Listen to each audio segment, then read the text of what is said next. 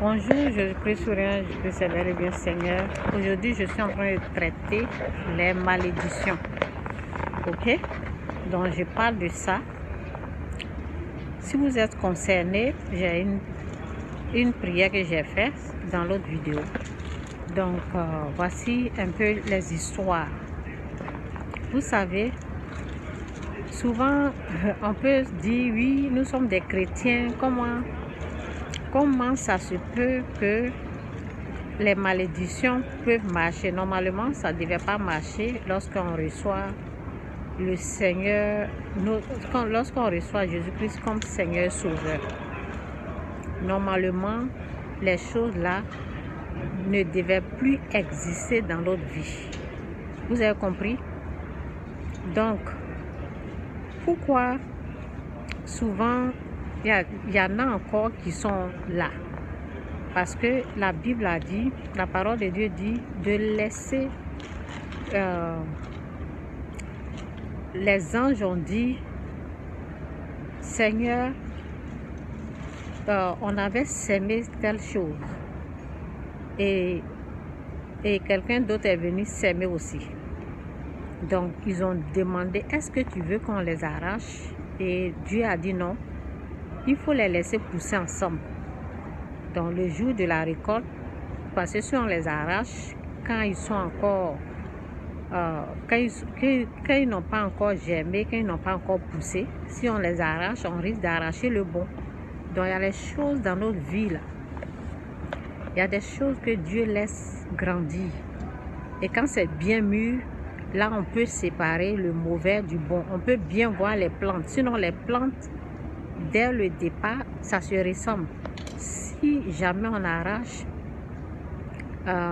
si on vient arracher le mauvais, on risque d'arracher ce qui est bon. Vous avez compris? Donc, ça veut dire que même si on est sauvé, il y a des choses, c'est pour cela, la Bible nous dit jeûne et prière. Parce qu'en jeûnant, en priant, il y a des délivrances. Moi-même, quand j'ai été sauvée, oui, je me rappelle bien, quand j'ai été sauvée, il y a des délivrances, ça a pris du temps en fait. Ça n'a pas été, il y a d'autres personnes qui venaient témoigner, qui disaient oui, j'ai été délivrée et puis le lendemain tout est parti. Donc chaque personne a son histoire, chaque personne, la délivrance de l'autre n'est pas la délivrance de quelqu'un d'autre. Ta délivrance et ma délivrance, c'est pas la même chose. Il y a d'autres qui ont été beaucoup attaqués. Par exemple, moi, je me suis rendue chez les féticheurs. Donc, il y a des choses que j'avais reçues, qu'ils étaient là, que Dieu devait délivrer. C'était petit à petit. Ça n'a pas été délivré d'un seul coup. Maintenant, aujourd'hui, je suis en train de traiter. Je parle de la malédiction, les paroles mauvaises que les gens prononcent. C'est ça que je suis en train de traiter. Pour ça, il faut savoir qu'il y a les méchantes personnes. Que l'Esprit de Dieu nous aide. Il y a les mauvaises et les méchantes personnes qui existent. Il y a une même, un jour, qui s'est déplacée de chez elle. Rien que pour détruire ce que j'allais avoir comme maison. Elle s'est déplacée, elle s'est assurée qu'elle va être là où on doit signer les papiers. Là, elle est venue là pour gâter. Donc, oui, elle a reçu à gâter au fait, parce que c'est une personne jalouse. Donc, quand j'ai prié, j'ai demandé à Dieu pourquoi j'ai perdu la maison. C'est là l'Esprit de Dieu m'a dit, tu n'as pas prié. Tu n'avais pas, parce que dans les temps là, je n'étais pas sauvée. Et l'Esprit de Dieu m'a révélé pour me dire, tu n'as pas demandé à Dieu, tu n'as pas prié, c'est pour cela. Donc, il y a des choses qui sont détruites dans notre vie parce qu'on n'avait pas une vie de prière. Ça n'a pas été protégé par le sang de Jésus. On n'a pas demandé la grâce de Dieu. On n'était pas sauvés. Donc, ces choses comme ça, c'est pour cela que l'ennemi a reçu pour nous avoir. Ok?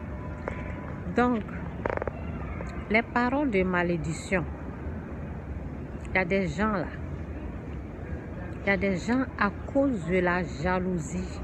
Ça veut dire, c'est pas parce que quelqu'un les a fait du mal, hein, parce qu'ils sont aigris parce qu'ils sont mauvais, ils ont un mauvais fond. Donc, Satan les utilise pour prononcer des paroles de malédiction sur les gens. Sur telle ou telle personne. Et ces choses comme ça, là, ça prend du temps. Vous voyez, quand j'ai expliqué la plante, parce que quand il lance ces paroles, ça va prendre du temps pour que la chose se manifeste. Ça veut dire, pour que cette malédiction-là ait l'effet sur la personne, souvent ça prend des années. Ça peut prendre 20 ans, ça peut prendre 15 ans, ça dure. Et puis, après, on voit que la vie de la personne, ça ne va pas parce que une personne jalouse est à la base de ça. Une personne méchante, pas parce que la personne a fait quelque chose de mauvais, non. C'est parce qu'il y avait un aigri, il y avait un jaloux quelque part qui n'aimait pas la réussite, le bonheur de cette personne-là qui a décidé de prononcer des paroles de méchanceté, de lancer des paroles de malédiction. Et ça prend.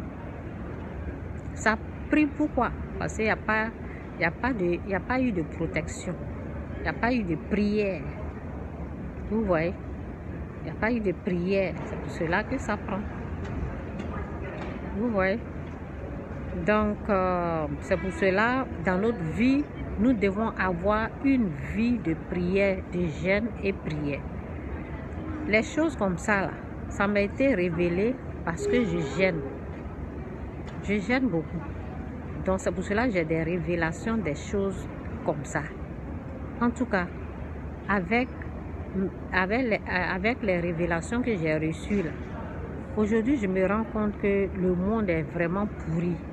Parce qu'il y a des gens, ce que moi je ne peux pas faire, c'est pas parce que moi je ne peux pas être méchante, mauvaise, c'est pas parce que moi Chantal, je ne peux pas avoir un mauvais fond comme ça que l'autre n'a pas un mauvais fond. C'est ça.